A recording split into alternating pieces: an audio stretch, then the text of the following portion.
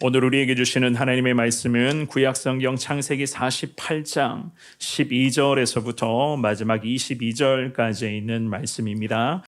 요셉이 아버지의 무릎 사이에서 두 아들을 물러나게 하고 땅에 엎드려 절하고 오른손으로는 에브라임을 이스라엘의 왼손을 향하게 하고 왼손으로는 므낫세를 이스라엘의 오른손을 향하게 하여 이끌어 그에게 가까이 나아가매. 이스라엘이 오른손을 펴서 차남 에브라임의 머리에 얹고 왼손을 펴서 므낫세의 머리에 얹으니 므낫세는 장자라도 팔을 엇바꾸어 얹었더라.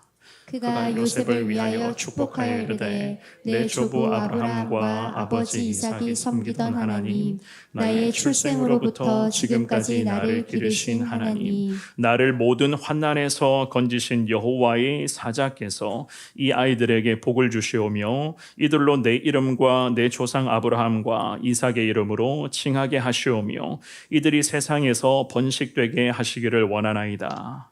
요셉이 그 아버지가 오른손을 에브라임의 머리에 얹은 것을 보고 기뻐하지 아니하여 아버지의 손을 들어 에브라임의 머리에서 므낫세의 머리로 옮기고자 하여 그의 아버지에게 이르되 아버지여 그리 마옵소서 이는 장자이니 오른손을 그의 머리에 얹으소서 하였으나 그의 아버지가 허락하지 아니하며 이르되 나도 안다 내 아들아 나도 안다. 그도 한 족속이 되며 그도 크게 되려니와 그의 아우가 그보다 큰 자가 되고 그의 자손이 여러 민족을 이루리라 하고 그날에 그들에게 축복하여 이르되 이스라엘이 너로 말미암아 축복하기를 하나님이 내게 에브라임 같고 므낫세 같게 하시리라 하며 에브라임을 므낫세보다 앞세웠더라. 이스라엘이 요셉에게 또 이르되 나는 죽으나 하나님이 너희와 함께 계시사 너희를 인도하여 너희 조상의 땅으로 돌아가게 하시려니와. 같이 보겠습니다. 내가 내게 내 형제보다 세겜 땅을 더 주었나니 이는 내가 내 칼과 활로 아모리 족속의 손에서 빼앗은 것이니라. 아멘. 아멘.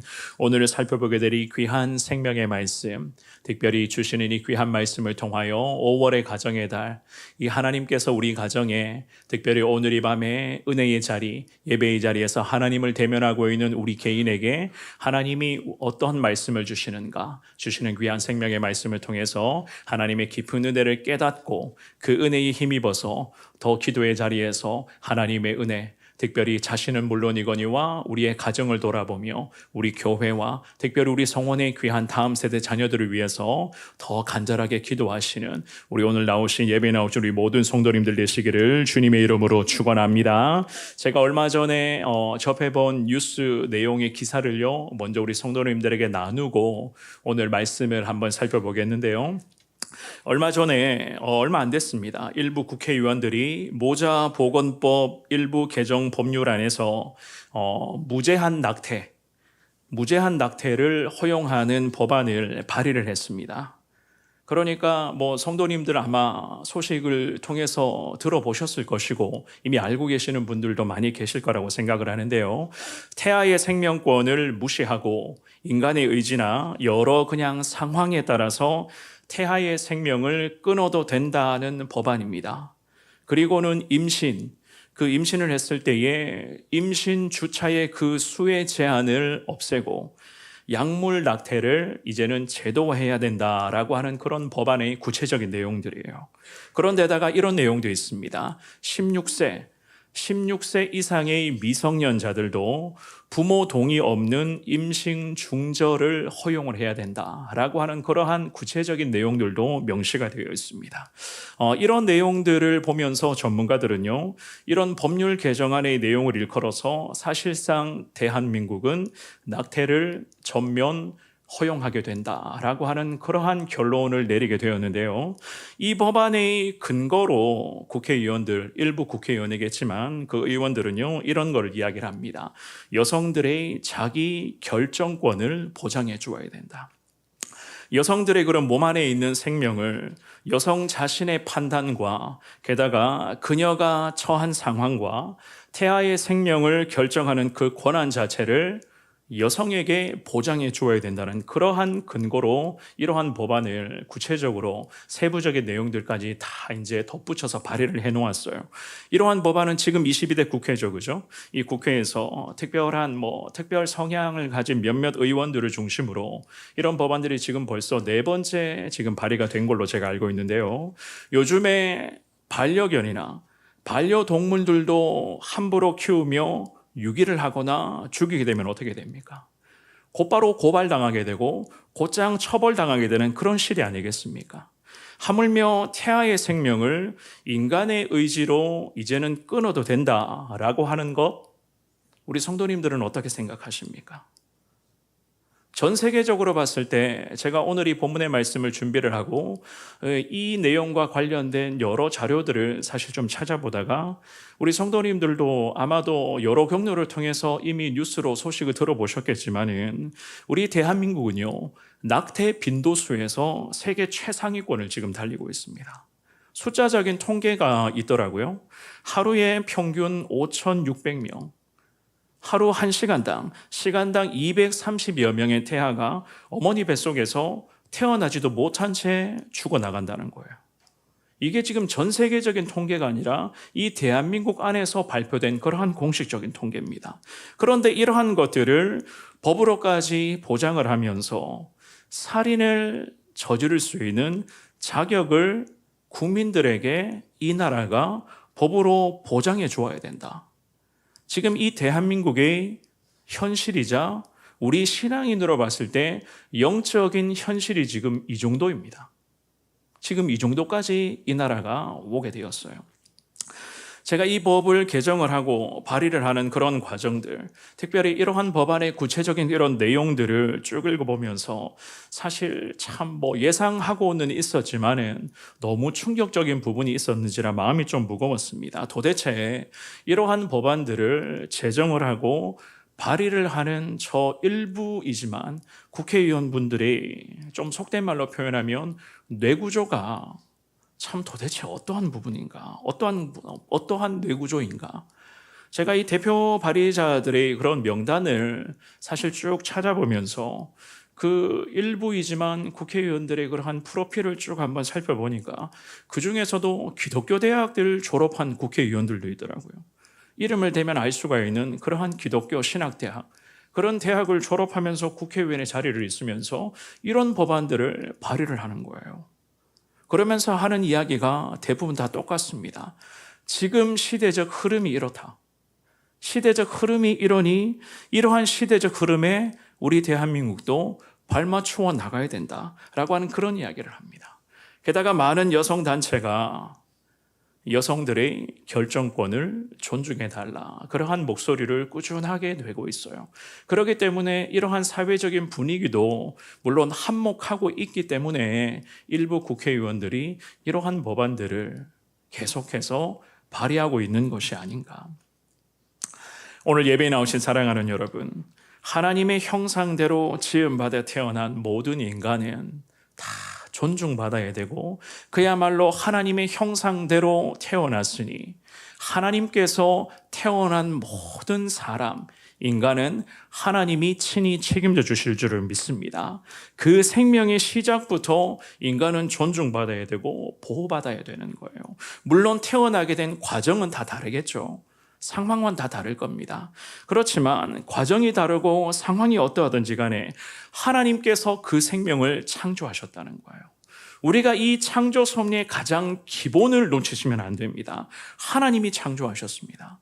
하나님이 그 생명을 허락하여 주셨다는 거예요. 그래서 성경의 가치관에 따라 태어난 모든 생명은 하나님의 손에 달려 있는 것입니다. 절대로 우리가 사람의 생명을 조종할 수는 없는 겁니다. 생명의 존중과 특별히 말 못하는 태아의 그러한 생명은 정치적인 토론이나 사회적인 합의 대상이 아니라는 거예요. 그런 의미에서 지금의 시대에 오늘 예배드리고 있는 우리 성도님들, 물론 이 자리에는 청년들도 있고 중고등부 학생들도 있고 우리 유초등부, 우리 귀한 유치부 자녀들도 다 있습니다. 과연 이 자리에서 예배드리는 우리 성도님들, 우리의 역할이 얼마나 중요한가? 그 중에서도 부모의 역할이 얼마나 중요한가.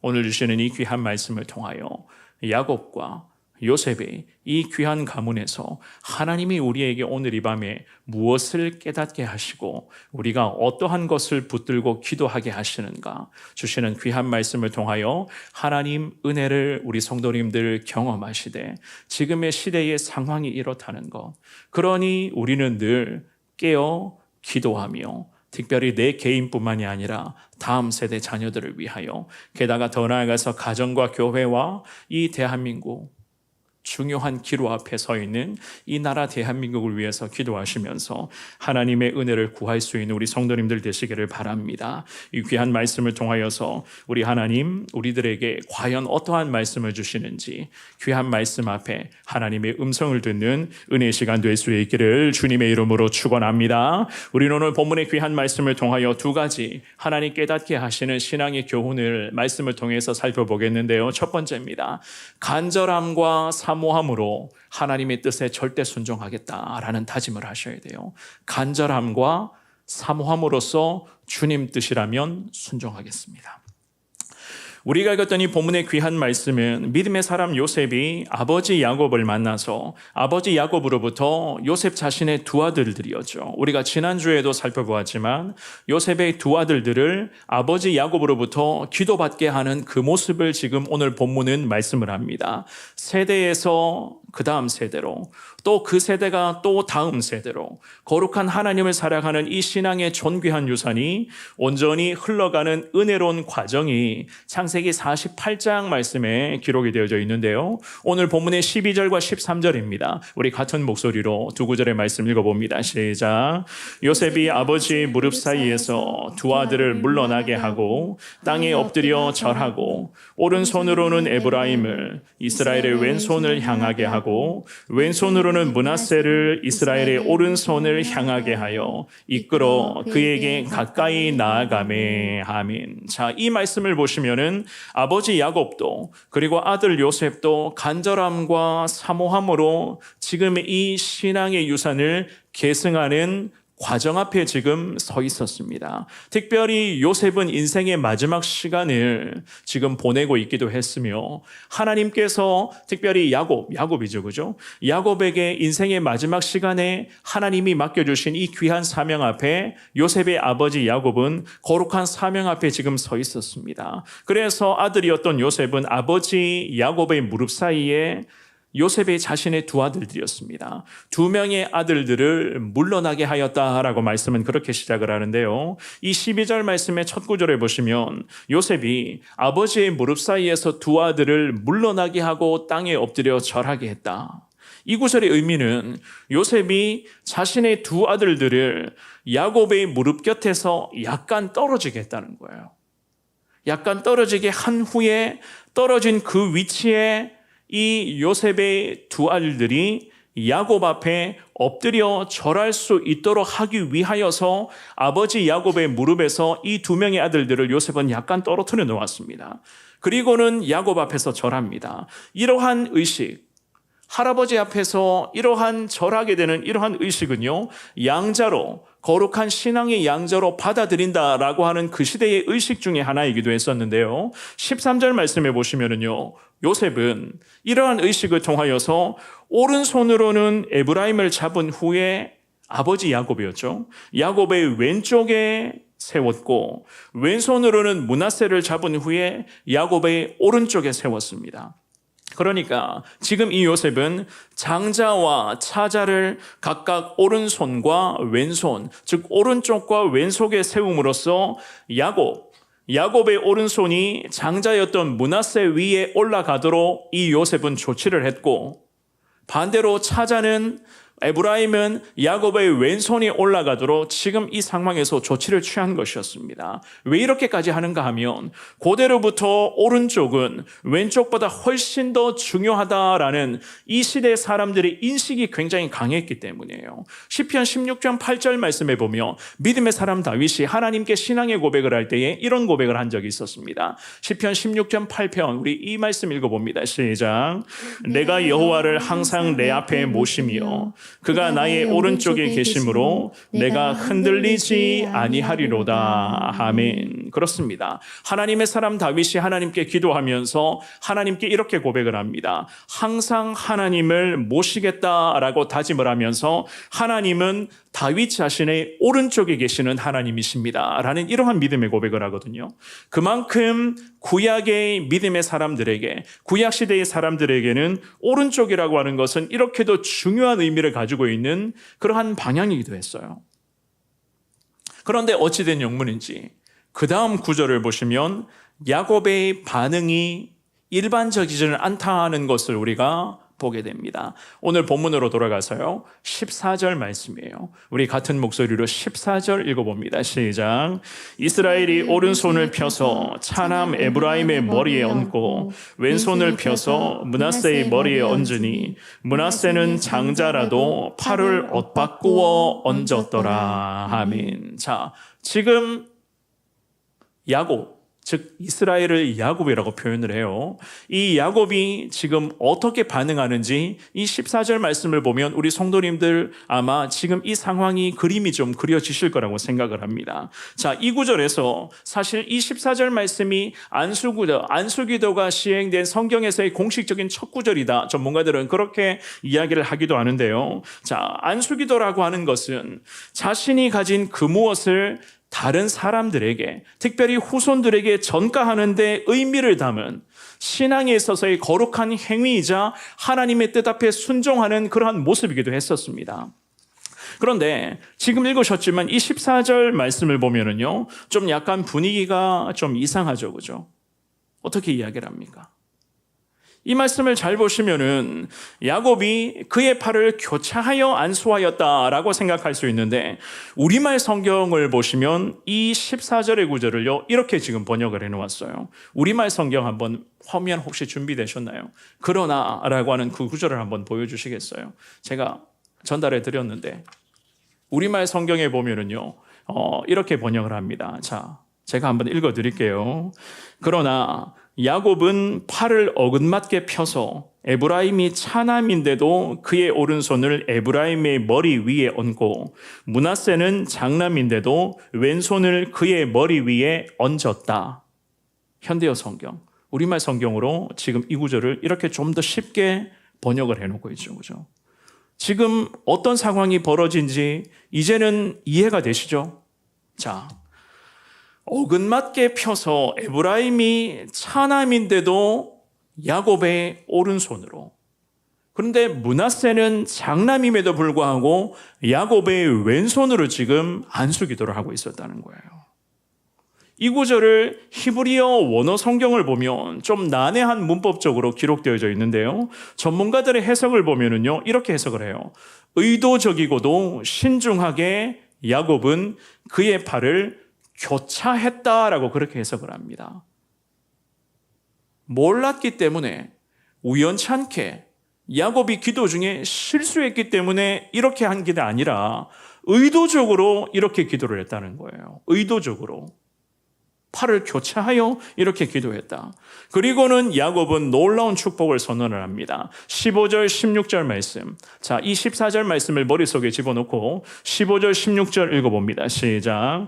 그가 요셉을 위하여 축복하여 이르되 내 조부 아브라함과 아버지 이삭이 섬기던 하나님, 나의 출생으로부터 지금까지 나를 기르신 하나님, 나를 모든 환난에서 건지신 여호와의 사자께서 이 아이들에게 복을 주시오며 이들로 내 이름과 내 조상 아브라함과 이삭의 이름으로 칭하게 하시오며 이들이 세상에서 번식되게 하시기를 원하나이다. 아멘.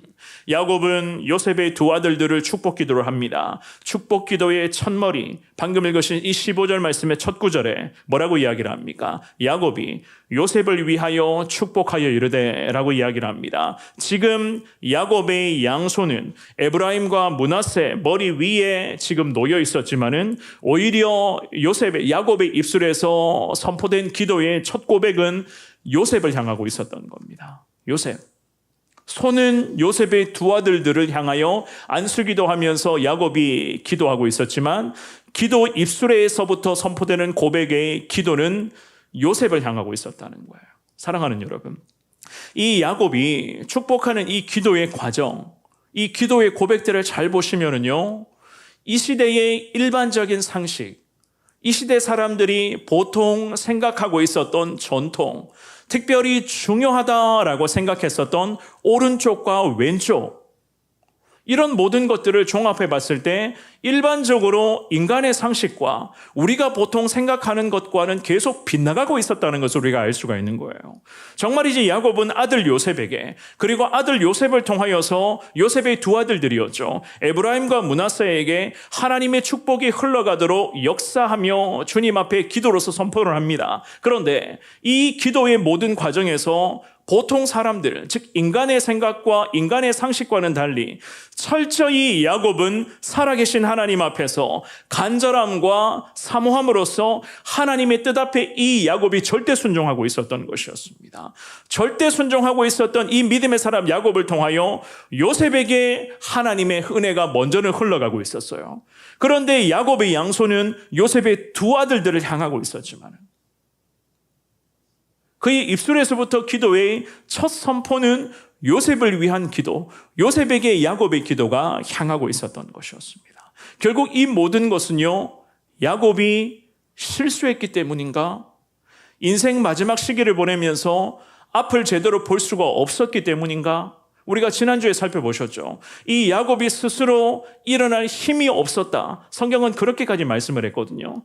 힘이 없었기 때문에, 노안이었기 때문에 이 야곱이 이 마지막 인생을 시간을 보내면서 하나님의 사명 앞에 이런 실수를 했는가? 이게 아니었어요.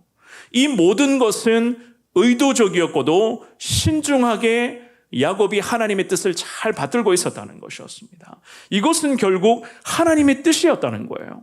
인간의 생각과 인간의 일반적인 상식이 아니라 하나님의 철저한 섭리하심을 통해서 야곱을 통해서 요셉에게, 그리고 요셉을 통해서 두 아들들에게 하나님의 은혜가 세대에서 세대에 걸쳐서 하나님의 은혜가 흘러가고 있었던 것이었습니다. 우리도 그렇습니다. 때로는 기도하고 있는 제목들이 있습니다. 간절하게, 그야말로 두 손 모아 간절하게 우리가 하나님 앞에 기도하며 필요시에 따라 금식하면서 작정하며 기도하는 기도의 제목들이 있어요. 그런데 내가 간절하게 기도하는 그 기도의 제목과 나의 그러한 바램과는 달리 우리 하나님 때로는 전혀 다른 방법으로, 전혀 다른 길로 인도하시는 하나님의 섭리하심을 우리가 마주했을 때가 있었지 않습니까?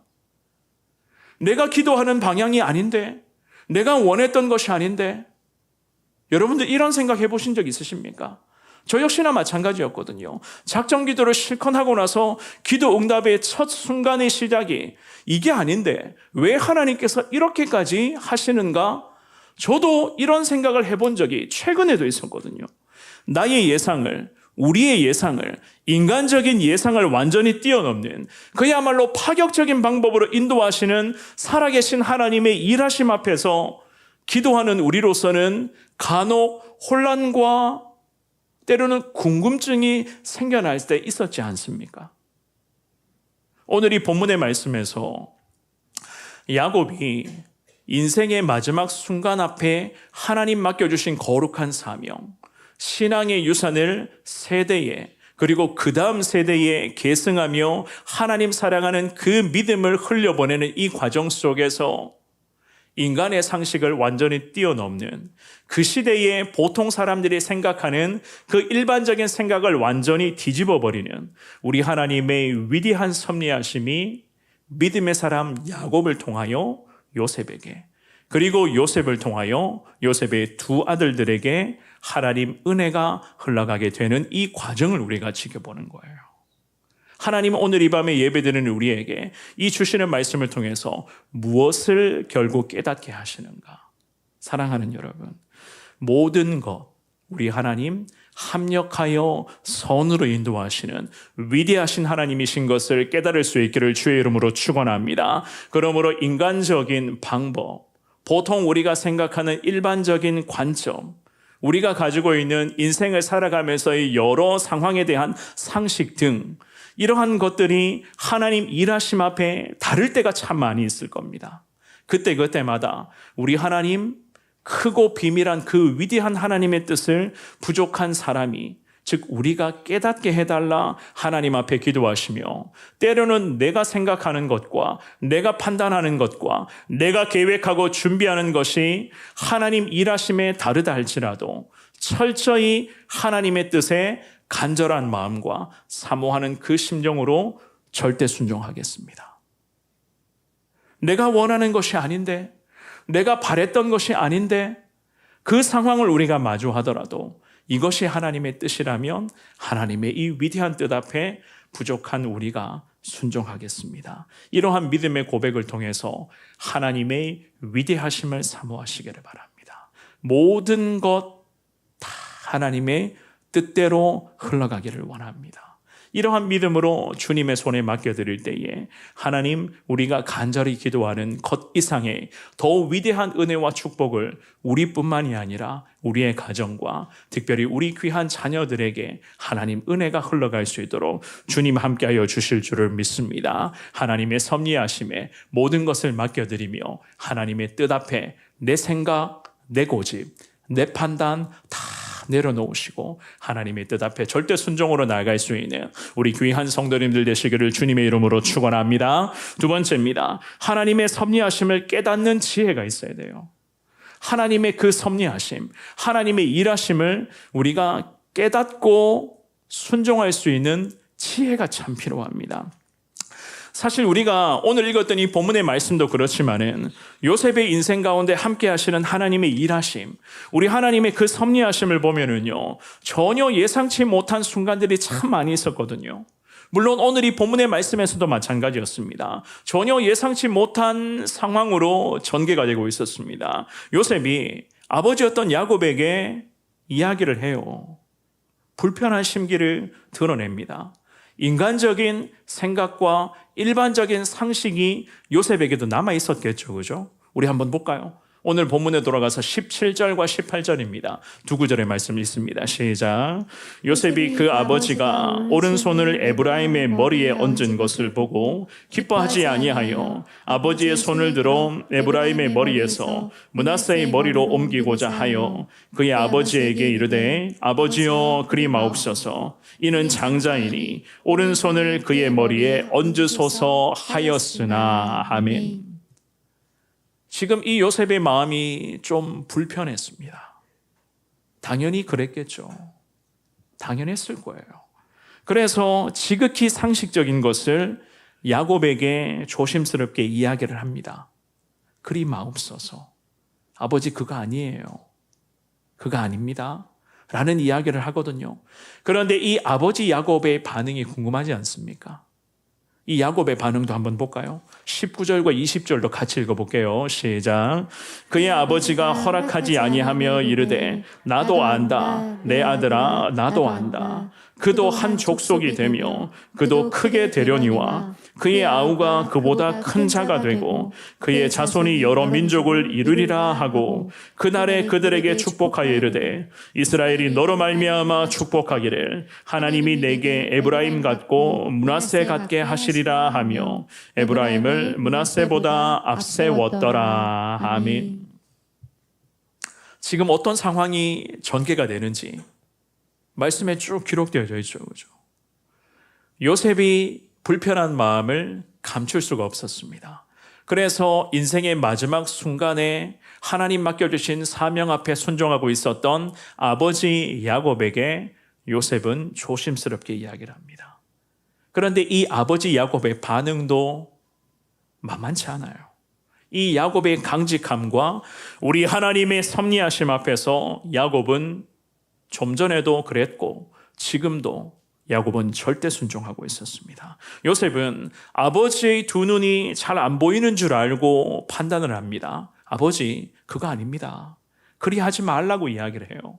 이것은 상식에 어긋난 부분이다 라고 하는 그 취지로 요셉은 아버지에게 조심스럽게 이야기를 합니다. 그런데 아버지 야곱은 도리어 아들 요셉에게 어떻게 이야기를 합니까?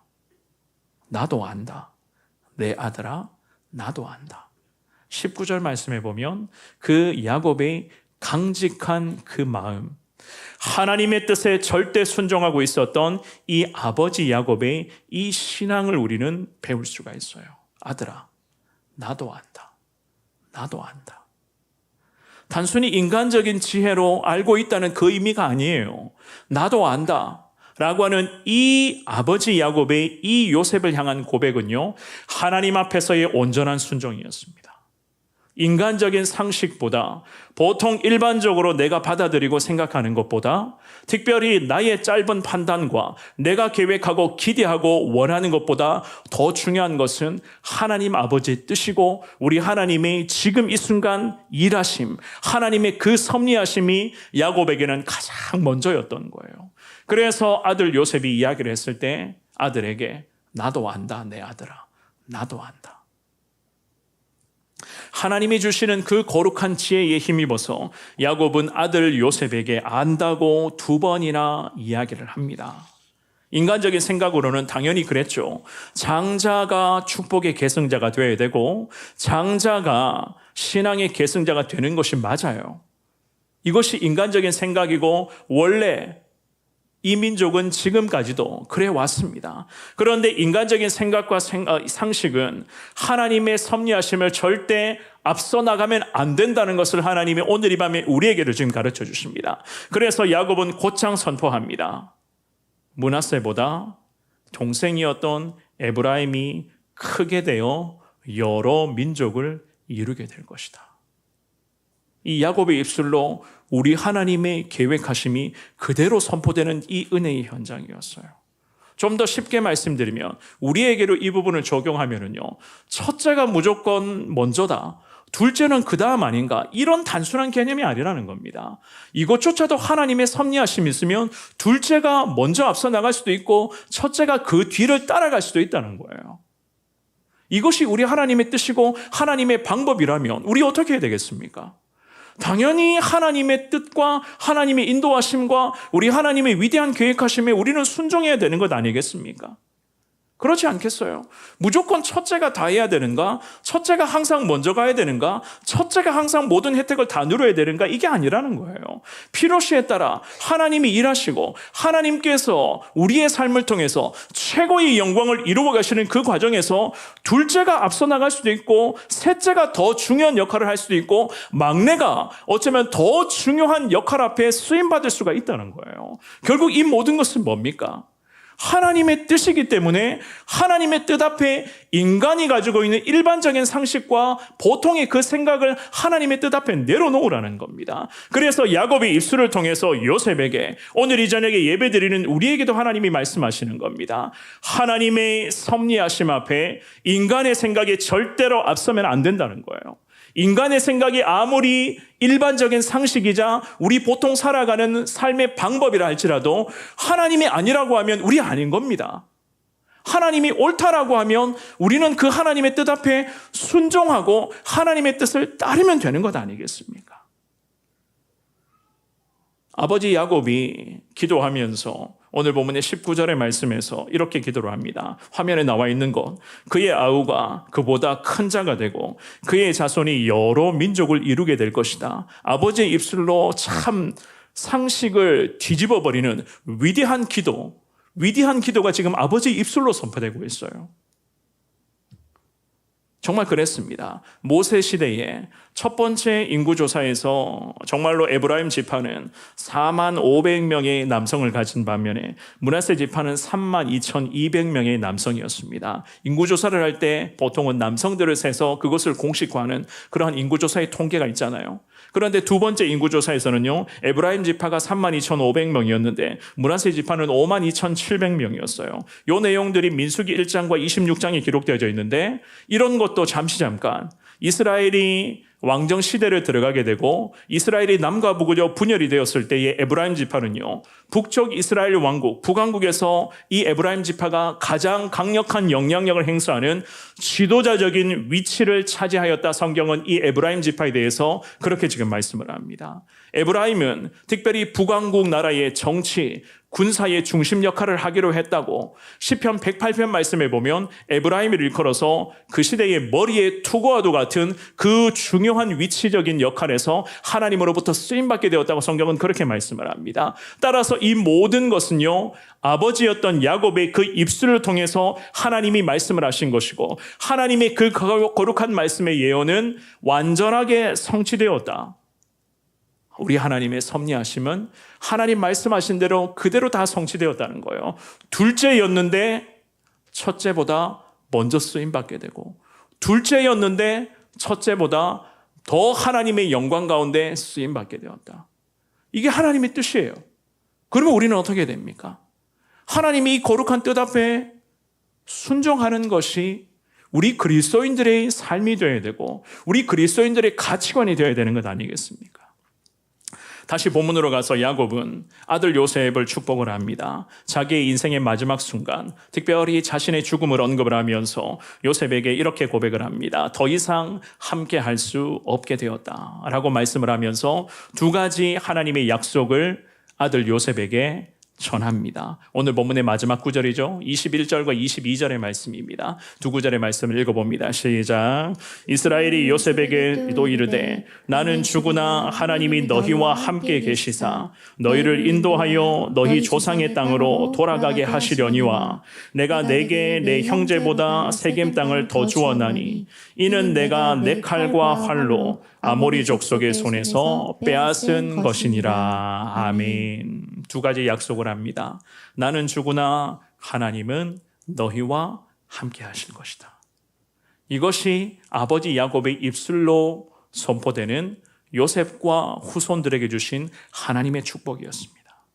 이 야곱은 가나안 회복에 관한 성취를 물론 경험하지 못하고 하늘나라로 떠나게 되었지만은 하나님께서 자신을 통해서도 약속하신 거룩한 주님의 약속의 말씀이었기 때문에 야곱은 확신했습니다. 반드시 후손을 통해서 하나님 약속은 성취될 것을 믿으면서 아들 요셉에게 이야기를 했던 거예요. 하나님이 너와 함께 하실 것이다. 그리고 두 번째 약속이 뭡니까? 21절 말씀의 하반절에 보시면은요, 너희를 인도하여 너희 조상의 땅으로 돌아가게 하시려니와. 이 약속의 말씀은 야곱이 죽은 후에 400년이 지나서 그대로 실현이 됐죠. 그죠? 여호수아 24장 말씀, 여호수아 24장 32절의 말씀을 읽어보겠습니다. 시작.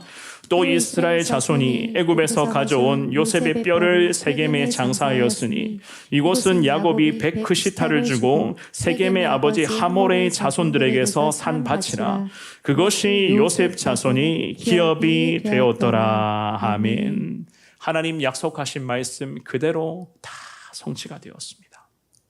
아버지 야곱의 입술에서부터 아들 요셉에게 거룩한 하나님의 은혜가 온전한 신앙의 유산으로 계승되었고, 야곱 그 요셉의 귀한 순종을 통하여 두 아들들에게 하나님의 거룩한 섭리하심이 이어지게 되었는데, 이 과정에서 인간의 상식을 뛰어넘는 우리 하나님의 위대한 일하심을 통해서 둘째가 첫째보다 더 신앙의 장자권을 이어받아 둘째가 하나님의 영광 가운데 더 귀한 민족으로 쓰임받게 되었다는 것을 하나님이 오늘 이 밤에 예배드리고 있는 우리에게도 주님이 지금 가르쳐 주시는 거예요. 그러면서 우리에게도 주님이 말씀하십니다. 하나님의 섭리하심을 깨닫는 지혜가 얼마나 우리에게는 중요한 부분인가.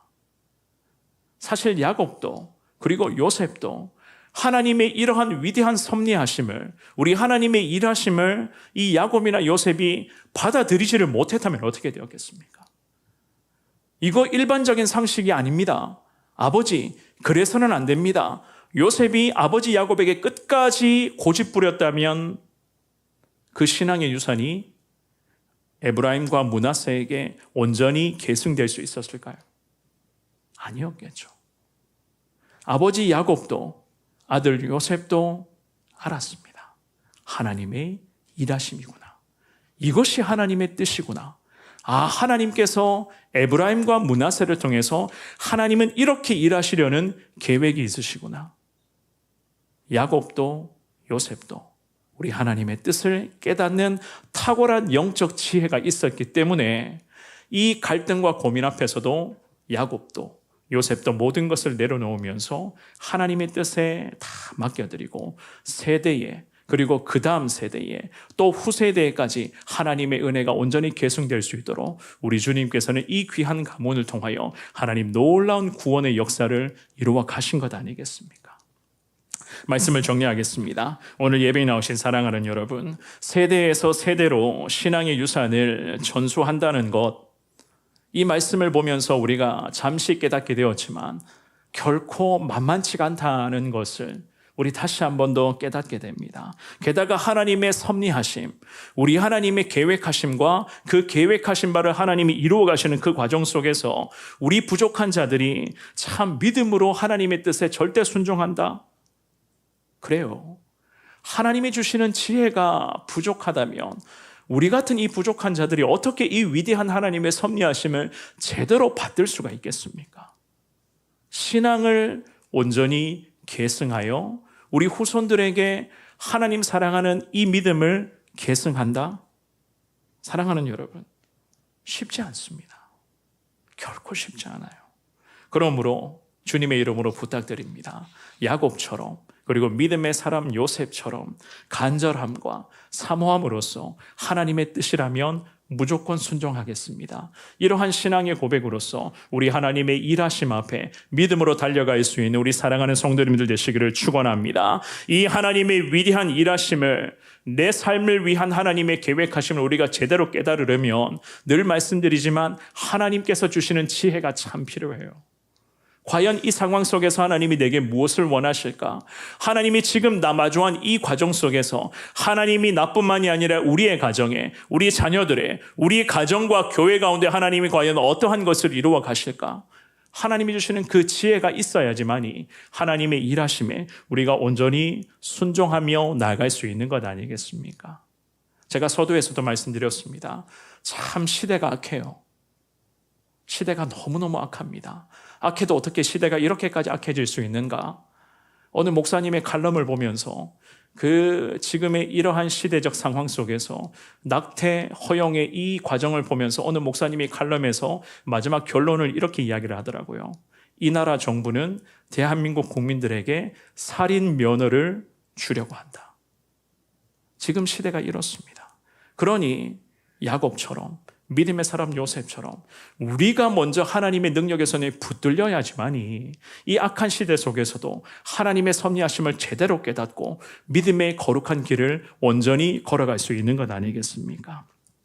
이 주시는 귀한 말씀을 기억하시면서 나부터 하나님의 뜻 앞에 절대 순종하겠습니다. 우리 성도님들 두 손 모아 오늘 이 밤에 주님 앞에 기도하시고 하나님의 지혜, 하나님이 주시는 그 거룩한 은혜 가운데 하나님의 일하심을 잘 깨닫게 해달라.